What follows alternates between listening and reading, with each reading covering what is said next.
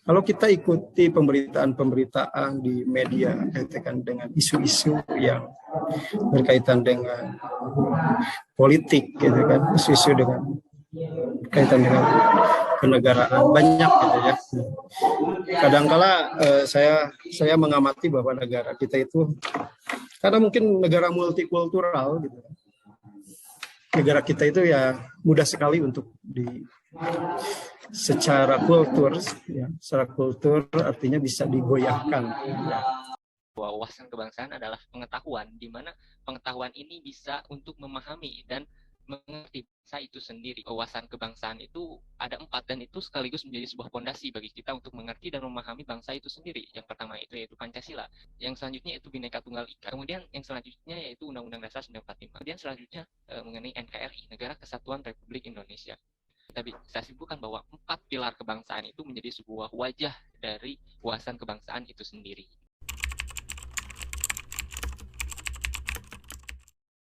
Kesadaran bela negara pada hakikatnya kesediaan berbakti pada negara dan kesediaan berkorban membela negara. Spektrumnya bela negara itu sangat luas, dari yang paling halus hingga yang paling keras, mulai dari hubungan baik sesama warga negara sampai bersama-sama menangkal ancaman-ancaman musuh yang bersenjata dan non bersenjata.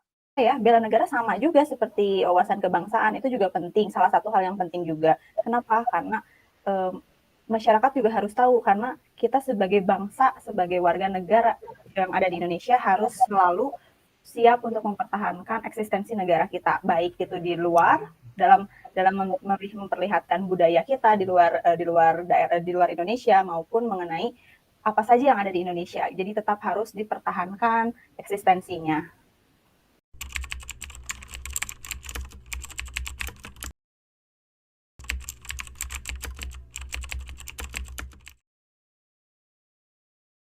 Ada isu yang sebetulnya ini marak terjadi, tapi seakan-akan orang-orang itu tidak bisa menyebutkan isu tersebut. Jadi isunya itu isu politik, tapi isu politik ini sifatnya itu pragmatis, bukan praktis jadinya. Jadi macam kan sekarang lagi pandemi, dari tahun lalu itu pandemi. Nah, pandemi ini mempengaruhi namanya kebijakan publik atau public policy. Nah, public policy ini kan dikemukakan, didorong dan dibuat oleh pemangku kebijakan yang berada pada konteks tertentu negara. Gitu. Jadi dalam pandemi itu banyak kebijakan-kebijakan tertentu yang itu dinormalisasikan oleh pemerintah itu sendiri dalam konteks negara. Dia berusaha untuk menormalisasikan sebuah kebijakan publik tersebut untuk mencapai sebuah kedaruratan. Itu kan jadinya ada penyelewengan terhadap isu tersebut itu. Oke, isu-isu di sini sekarang ini Indonesia dalam artian pandemi ya, pandemi dengan virus 19. Dalam artian di dunia pendidikan itu mengenai sekarang aja berbagai hal kerancuan-kerancuan yang ada di pemerintah Indonesia, khususnya di dunia pendidikan, sampai saat ini belum ada keputusan 100% untuk membuka kembali dunia pendidikan, masuk kembali bertatap muka dengan antara guru dan siswa. Jadi saat ini contohnya sekarang PTMT, jadi tatap muka terbatas. Sekarang ini 50% harus masuk ke sekolah, 50% lagi belajar di rumah. Keefektifan di dalam cara belajar dan keefektifan kembali belajar dan mengajar KBM itu susah, tidak efektif 100%. Jadi pada intinya kami menunggu instruksi dari pemerintah, khususnya dunia pendidikan. PMT sekarang itu tatap muka jadi PTMT itu pembelajaran tatap muka terbatas, dan simulasi pembelajaran itu sekarang telah berlangsung selama 2 pekan, tidak efektif sekali. Berbagai hal dari segi protokol kesehatan yang harus kita jaga selaku penyelenggara. Saya selaku penyelenggara ya berpendidikan itu di sekolah. Nah saat ini prokes kami dijalankan.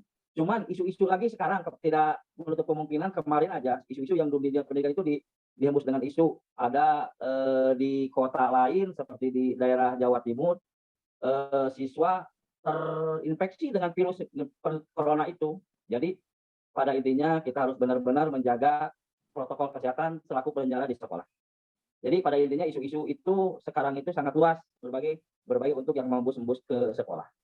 Kalau pendapat saya sih diskriminasi suku, bangsa, agama atau apapun itu sangat disayangkan sekali ya, karena padahal kita punya Pancasila, punya undang-undang yang di dalam isinya pun ingin mempersatukan seluruh bangsa dan suku bangsa yang ada di Indonesia. Sedangkan sampai saat ini pun masih banyak sekali masyarakat yang diskriminasi terhadap orang-orang yang mungkin tidak biasa mereka lihat. Salah satunya mungkin pernah ada beberapa tahun 2 tahun yang lalu, mungkin ada kasus yang mahasiswa yang berasal dari Papua didiskriminasi di Surabaya, di salah satu universitas di Surabaya, yang sampai mendiskriminasikan mereka disebut dengan hal-hal yang tidak pantas. Nah, kalau pendapat saya sih itu sangat disayangkan ya, karena bagaimanapun perbedaan kita, bagaimanapun bentuk fisik yang berbeda, bentuk kulit, warna kulit, terus bentuk wajah dan lain sebagainya, walaupun berbeda kita tetap harus saling menghargai lah, seperti itu. Saya angkat satu kasus saja, yaitu adalah isu agama ya dalam politisasi di Indonesia, atau isu ras yang dianggap bahwa ini sebuah keniscayaan di negara yang multikultural, bahwa isu agama, isu kultur bisa menjadi sebuah komoditas politik. Nah, jadi kita ini terjadi ya komoditas politik yang menggunakan muatan-muatan agama. Ini dari 2017 saya kira sampai sekarang juga semua pilkada pemilihan umum kita ini, isu-isu ini selalu menghantui isu agama, politisasi agama. Selalu ada dikotomi golongan nasionalis, golongan agama. Berkaitan dengan ketahanan negara ini sangat bahaya gitu kan. Banyak saya kira sejarah membuktikan bahwa negara hancur seperti Yugoslavia, seperti Uni Soviet itu hancur karena politisasi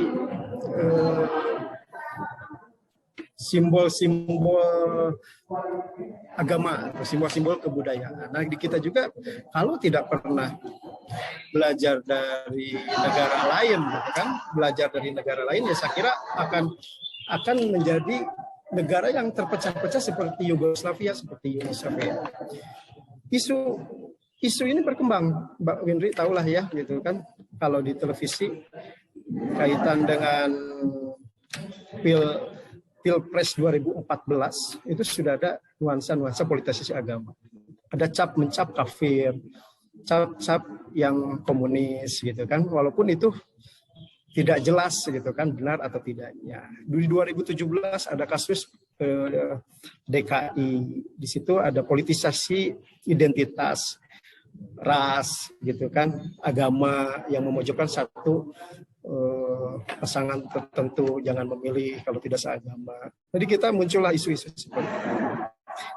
Nah, ini akan menjadi sebuah bom waktu kalau tidak diantisipasi oleh negara atau siapapun. Praktek-praktek politik kotor seperti ini akan menghancurkan tatanan negara. Ini sebuah keniscayaan di negara yang multikultural, saya kira. Sebuah keniscayaan di negara yang multikultural, isu-isu seperti ini akan dimuat oleh politikus pragmatis kan, untuk mendapatkan lumbung suara gitu kan. Ini juga pembelajaran politik bagi warganya, bagi warga kita, bahwa melek politik itu wajib gitu. Jangan sampai mau diisukan hoax tertentu yang kadang-kala jadi sebuah alat pragmatis para politisi licik. Ini akan menyebabkan bahaya pada negara. Apalagi media sosial sekarang menjadi sebuah alat juga. Buzzer juga berkeliaran untuk pemecah belahan bangsa kita. Bagaimana dipecah golongan nasionalis, golongan agama yang akhirnya mereka bermusuhan gitu kan. Dalam konteks politik gitu kan. Itu yang saya kira isu yang sedang hangat. Mungkin banyak juga isu-isu yang lain yang bisa diangkat kaitan dengan politik, dengan sosial gitu kan. Banyak kira di Indonesia ini dengan era-era itu akibat ekses demokrasi yang sangat lebar di kita setelah pasca jatuhnya rezim Orde Baru ya.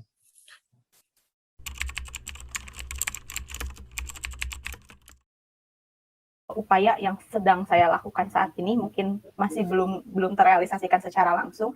Setidaknya salah satunya itu adalah saling menghargai apapun yang kita perlihatkan kepada teman kita misalnya. Contohnya misalnya seperti saya mungkin dengan saudari Asy Syifa, kita kan berbeda nih, walaupun kita sesama muslim tapi ada mungkin perbedaan. Nah, dari situ pun kita harus sudah saling menghargai, tidak membeda-bedakan siapapun walaupun kita di satu agama yang sama. Tapi kan mungkin setiap orang ada pendapat masing-masing ya. Nah, salah satunya kalau saya adalah dengan setidaknya menghargai apa yang sedang mereka lakukan, apa yang sedang dikerjakan, baik itu suku yang punya budayanya masing-masing atau bahasa yang punya daerahnya masing-masing, bahkan orang dengan yang jauh pun walaupun bukan dari Indonesia, kita tetap harus saling menghargai. Jadi walaupun berbeda tetap kita harus saling menghargai.